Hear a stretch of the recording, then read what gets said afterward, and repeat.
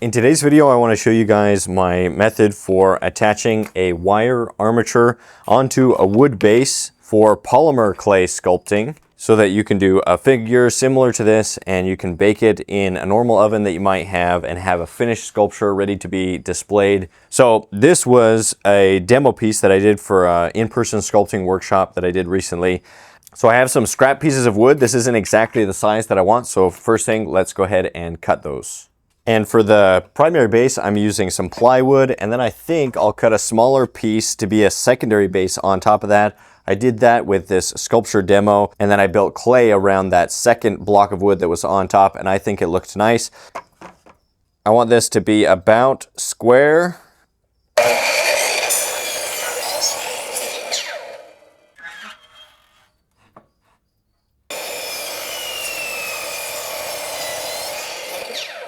And then I'm also going to switch this to a 45-degree angle and just cut off the corners to give it some beveled corners. I think it looks just a little bit better.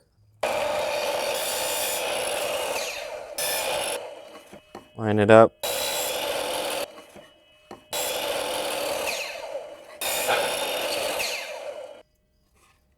Now let's go ahead and cut our secondary board that'll go on top.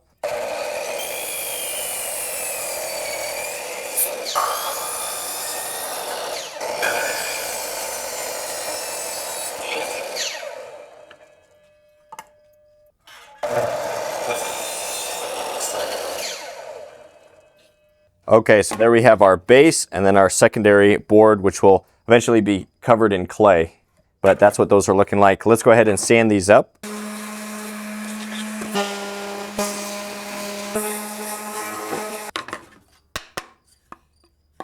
So now I'm gonna nail this to the baseboard so that it's not moving around, and then I'll stain it because this is gonna be the base for our finished sculpture. So we want it to look nice. The stain that I have is dark walnut, penetrates, stains, and seals. So that's what we're gonna be using. Then we'll just be using these small nails to nail these two boards together. Perfect as I can.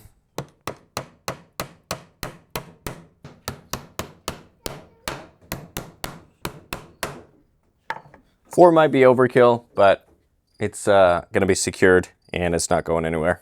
So that's what it's looking like at this point.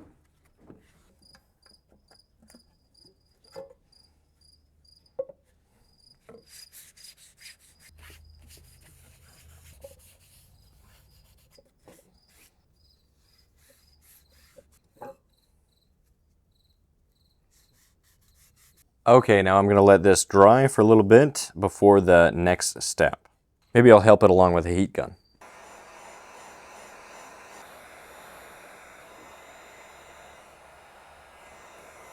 Okay, here's what that's looking like at this stage. Okay, now that we've got our base stained, now we can attach the armature. Now, if you're interested on my method for building wire armatures, there's a video on the Proco 3D YouTube channel that goes over this method with one piece of wire that's twisted all together that you bend at the joints.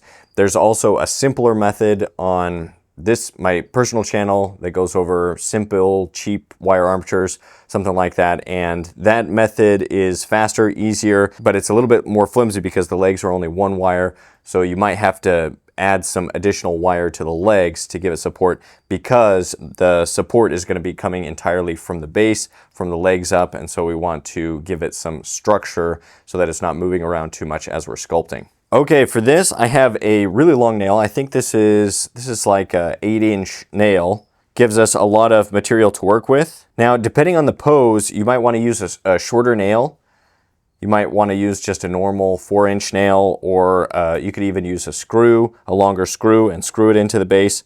For this sculpture that we did, the model had a straight leg, and so we were able to attach this nail right into the inside of this straight leg. But depending on the pose, you might, you might have both legs that are bent. Maybe it's kind of a running pose or something like that. So you might have to modify this, maybe shorten the nail. You could cut the nail if you have these longer nails. I really like these. I use these all the time. I got these at Habitat for Humanity. They had a big box of these for, it was like $10 for a giant box. And so, but for this, I'm just going to imagine that this leg is straight, maybe leaning forward just slightly, and thinking about that angle before you lay this in is important if you want it to have some gesture to it. I've nailed that in, pretty secure. It's going to give us a foundation for the rest of the sculpture. Now I can take this wire armature and align it with the nail. What I'm actually going to do is kind of almost wrap it around. So the back of the calf is on the back part, the front of the thigh is on the front of the nail. Help us keep in mind that gesture. Okay, I feel like that's good. Now I'm going to take some pliers with wire cutters and some more wire. This is some more of this thick 8-gauge aluminum wire. And I'm going to wrap just a small loop around the foot below the ankle, and that'll keep the foot in place, and then it'll keep this ankle joint from getting too thick, because sometimes if there's too much wire here, then it's difficult to work with. So I'm just going to do a loop around the bottom of the foot, and then I'll start wrapping around the calf area where there's going to be more meat anyway, and so I have more space to thicken it out.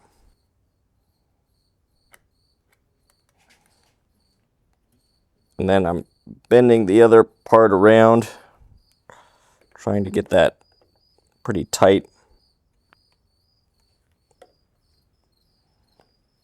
Now we can start wrapping a little bit farther up. I'm going to make another loop, and then I'm going to clamp so that I can pull the wire with the other hand, and I just want this as tight as I can get it.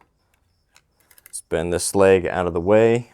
And I'll hold it with the pliers with one hand, and the other hand just wrap it as tight as I can. And we'll keep going up the leg. Really, we want that to be as tight as we can get it, because this is going to be the primary support for the whole sculpture.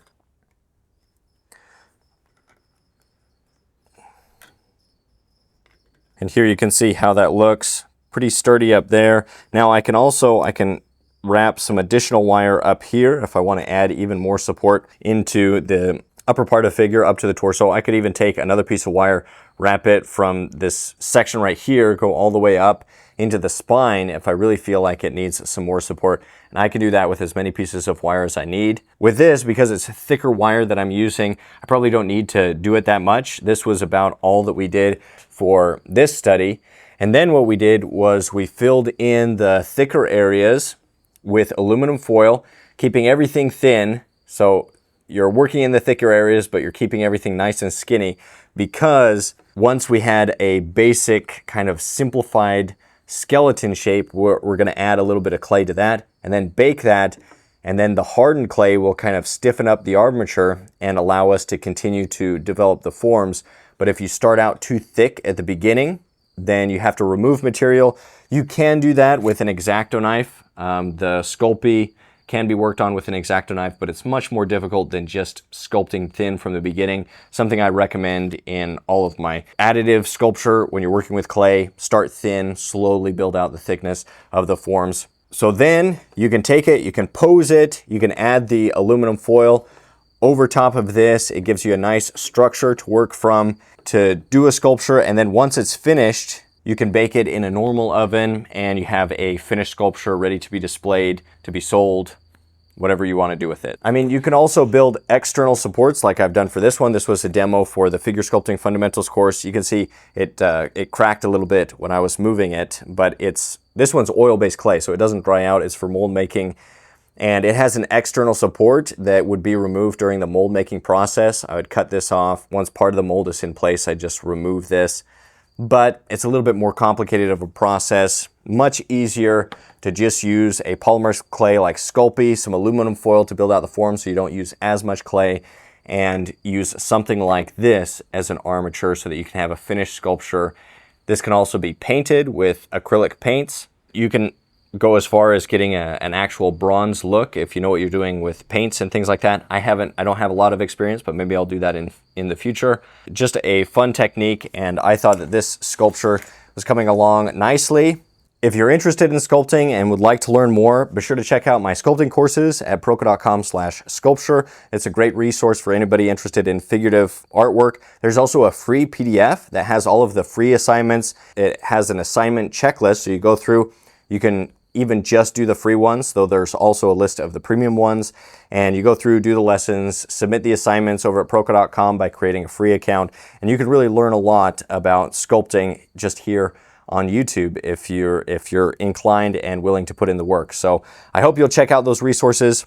With that free PDF, you can leave a tip. It's over on Gumroad. It's optional, so I'll just add that I appreciate anybody that does leave a tip for that free PDF, but it should be helpful. And obviously a big thank you to everybody that gets the full courses. Those are what help me to continue doing what I love to do, passing on this tradition of figurative sculpting. I hope that you guys can stay creative and stay productive and build some of your own wire armatures and get some of your own sculptures done. All right, see you in the next video.